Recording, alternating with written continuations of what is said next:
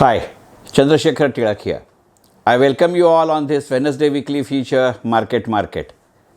Although our title of the episode or the series is Market, I would like to concentrate on one few factors which are more economic in nature rather than investments.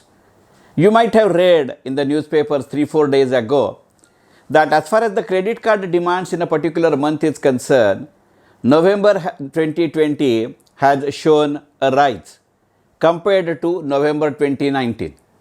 In compared to November 2019 month, the number of applications received for credit card by the various banks taken together are 6% more or 106% kind of a scenario. Although on one hand it satisfies a thing, it gives an indication that at least certain influential sector which are assured of a regular income, if not to the extent of a pre-COVID level, but certainly more than or happier than April to June quarter of 2020.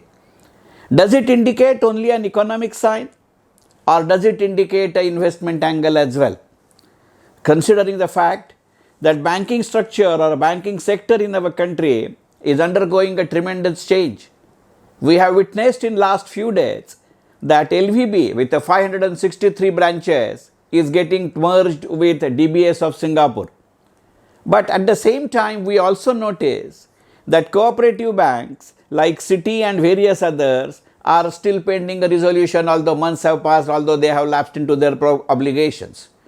Under such circumstances, Reserve Bank of India or one of its committee has already announced that they are considering the proposal or they are recommending to the Reserve Bank of India that industrial houses of our country can be allowed to have their own banks, or they can be allowed to grant, or they can be allowed to have the banking licenses. Although it's merely a recommendation at this juncture, certainly these 2-3 factors taken together certainly paint or give an indication what sort of a banking sector is on unfold as far as our country is concerned. Certainly all these steps are with controversies as of date. As far as the merger of LVB with DBS is concerned, it needs to be contrasted with the fact that many of our even multi-state cooperative banks have not been allowed to open even a single branch in last 1 year or so. Leave aside opening a branch, they have been barred or they have been prohibited from announcing any dividends to their shareholders. Leave aside the dividend, even if someone of a cooperative bank wants to surrender its own shares, at this juncture many of the banks are not given permission by the Reserve Bank of India to refund the own money belonging to the investor. On one hand, our economy as such, or the policy makers who are so responsible for this economy as such, are insisting that they are enhancing the liquidity measures as far as our country or as far as our citizens are concerned. If money at the disposal of these consumers or customers have to be increased, one of their major source of liquidating their investment needs to be kept open, especially considering the fact that cooperative sector bank is catering to a special kind of an investor. They are not a share market investor kind of a scenario. Under such circumstances, on one hand we are having this kind of a restrictions as far as the banking sectors are concerned. Although our government has proclaimed that they want to be Atmanirbhar, and for that Atmanirbhar, be local, be vocal and be global is the syndrome given to them. But when it comes to the banking merger, we are ready to give it to an international bank rather than a bank from our national shores. It needs to be understood. We do recollect that as far as today's financial scenario is concerned, not locally but globally, no one is big enough to fail. And under such circumstances, willy-nilly, we are forcing someone to take over those particular banks. Even in our country, in a recent past, we have seen that when Yes Bank announced a kind of a closure scenario or a dubious scenario, immediately the State Bank of India was asked to take over the management of a company. And albeit Yes Bank has subsequently come out with their IPO or a FPO, SBI even today remains a major dominant shareholder. If such a promptness or eagerness is being given by Reserve Bank of India to the private sector banks, whether it is LVB or Yes Bank, it needs to be asked and introspected why such alertness is not shown when it comes to the cooperative bank. Why such alertness is not shown, and how the public sector banks are allowed to decay as for decades together, or if not at least for the years together. Under such circumstances, some sort of a negative factors rose up as an antenna. And if this is to be extrapolated to various other sectors, it needs to be contrasted and compared to. Because all such factors may start as an economic factor or a sector specific factor, but overall they do affect the sentiments. And when I use the word affect, although it would have certain positive impact on certain shares, but at the same time it would be having some sort of a negative connotation as well. Because under Atmanirbhar as well, we have already said that government has already announced what sort of a industrial policy we will be having. In that industrial policy, we have bifurcated our economy in a core sector and a non-core sector. In a non-core sector, Finance Minister, Honorable Finance Minister of our country, Nirmala Sitharaman, is on record saying that as far as non-core sector is concerned, if the government companies are lying over there or operational over there, either they will be privatized or they will be taken out of the sector.